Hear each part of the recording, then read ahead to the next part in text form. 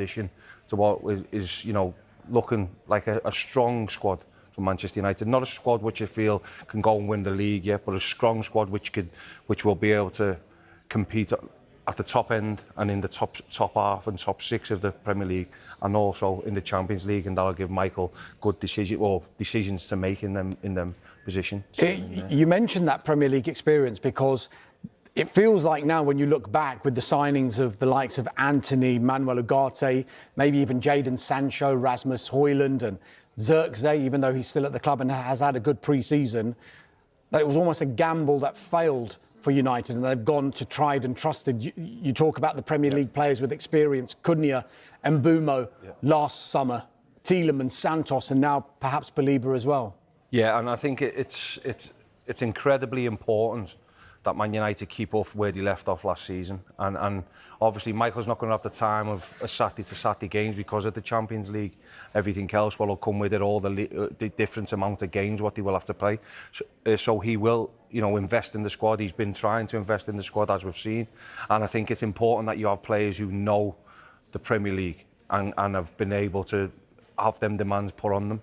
Because as you said, there's been so many now who've come, who weren't tried and tested, and they haven't, and they failed, if you like, and they've been have to be moved on. So, yeah, I think it will be a good signing. How good we'll know on 60 million is a lot of money. So, yeah, he's going to have to hit the ground running. But I really can't understand why it took this long, because we've known that they've been pursuing him all along. And years ago, Man United would have had this deal done at the beginning of the season, pre-season, to give Michael him going into the season at the start.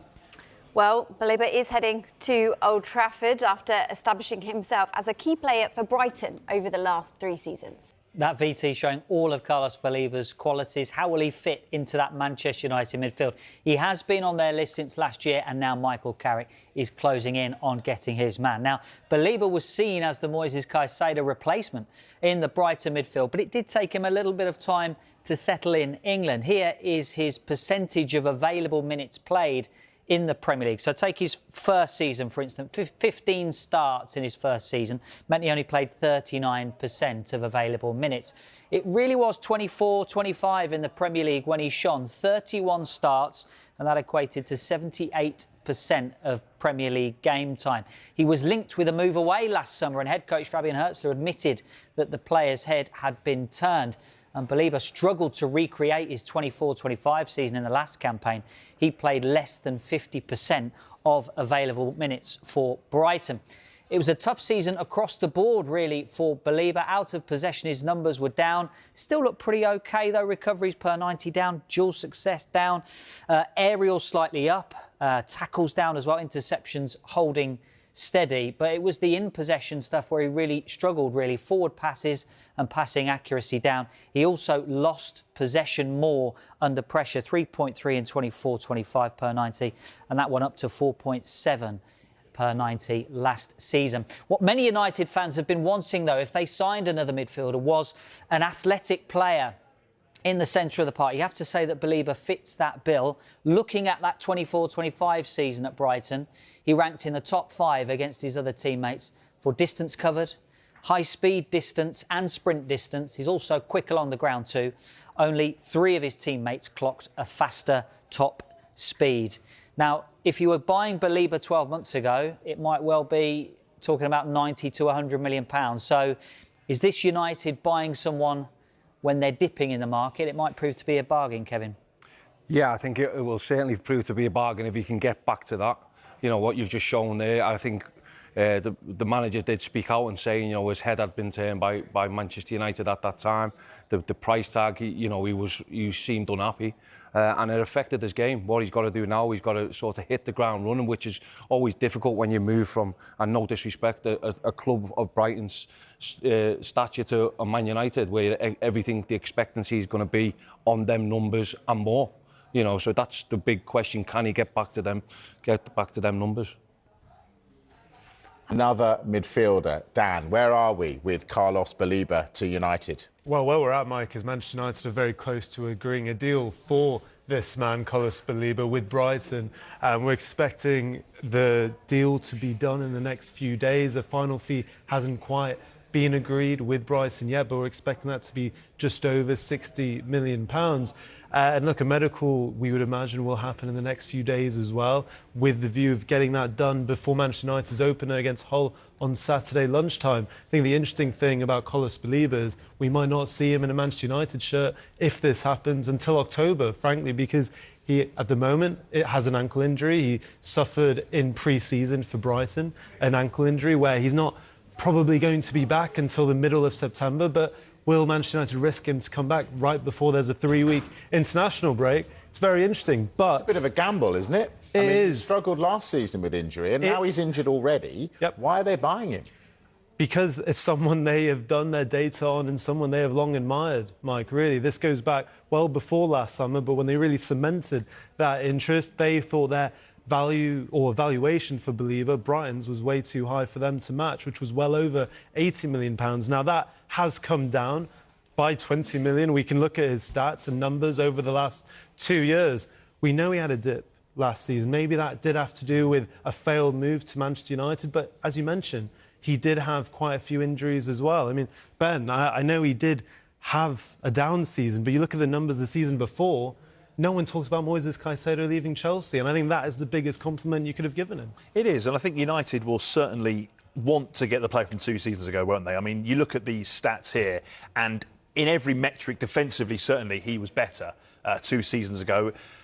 Look, sources close to Brighton suggest that his head wasn't turned by the United interest, but it's probably wise to speculate something changed in his mindset. Yes, he had niggly injuries too, and from a United perspective, he has the quality, if it's the player from 2 seasons ago, certainly to really help them kick on. That midfield now looks strong, I will say that. You look at the players they've got in there. I mean, Bruno Fernandes has been brilliant. I mean, he's so good last year, wasn't he? But to think that he's now going to be supported by a fit Kobbie Mainoo, Mason Mount, if he ever gets back to play. I'm not seeing any legs in that midfield, though. Well, Carlos Baleba, I guess, is the one who brings the legs, because in Andre Santos, he gets around defensively, certainly, and Baleba, they want a player who, as Dan was saying, isn't just happy to sit in that double pivot, but can also break the lines too. And the key, I think, for me, actually, in that Manchester United lineup and the depth we're seeing here, Yuri Tielemans is such a smart player, technically gifted, and what United have lacked is the player with the ability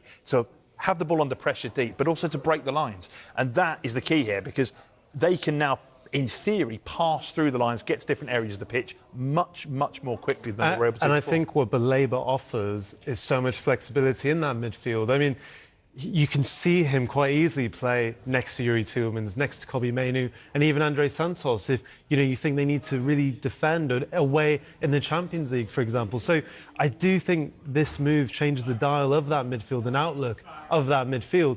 You are right, Mike, that is a concern. We might not see him in a Manchester United shirt until October, but I would argue that's okay, because that's not until when the season really gets going. When you think of Champions League football and when that depth we just looked at does become really important. Dan Khan, clearly a believer.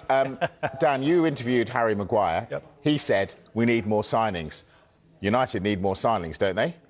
Yeah, look, one source talked to me today about Manchester United's transfer window and what to expect in the closing stages. And, it was that, look, the signings they've made, I think, have been quite impressive when you consider £150 million just over that for 3 midfielders, which was the priority. I think when you consider Yuri Tielemans, Andre Santos and Carlos Baleba for that value, I think that's very good business. However, over the last few weeks, they have been deciding whether to go for that third midfielder or spend bigger at the left-back. They've decided on Baleba. So do they need another signing? At least one. Left-back is incredibly, under strength when you think they only really have Luke Shaw. It has been suggested to me that there may not be any more business. However, I think things can change very quickly, No Mike. more business. Dan, they played 40 games last season. They're going to play a lot more this season. Absolutely. Surely they need more bodies. As we saw last summer, though, Mike, you can't address everything in one window. So last summer, they sorted Benjamin Šeško, Mateus Cunha, Brian Mbeumo. In that summer window, we were talking about needing to fix the midfield, but they weren't able to do that. They've addressed that in this window. They do have Nouassa Mazraoui, who did play there in the summer for Morocco at left back. They do have Diogo Dalot. Lenny Yoro could cover a right back, although that's not his favoured position. There are options. I'm not saying they won't. It has just been suggested to me. I think we will see a situation where they will likely bring in a left back. It just might be at a much lower budget to the transfers we've seen so far. What do you think, Ben? Have they got enough?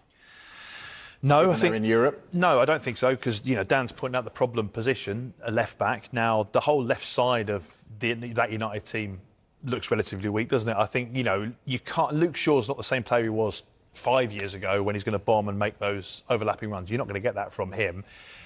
They've got Rashford to try and reintegrate into this squad. Will he play a part on that left-hand side? But I guess Patrick Dorgu could still play at left back, even though predominantly in pre-season he's been playing much further forward than that. So in an offensive sense, they look a lot better than a few years ago. I will say that. They've got Premier League experience, and Dan was right to point out Cunha and Mbeumo particularly bring that, and the goal threat. Now that central midfield, the pivot particularly, looks very, very strong.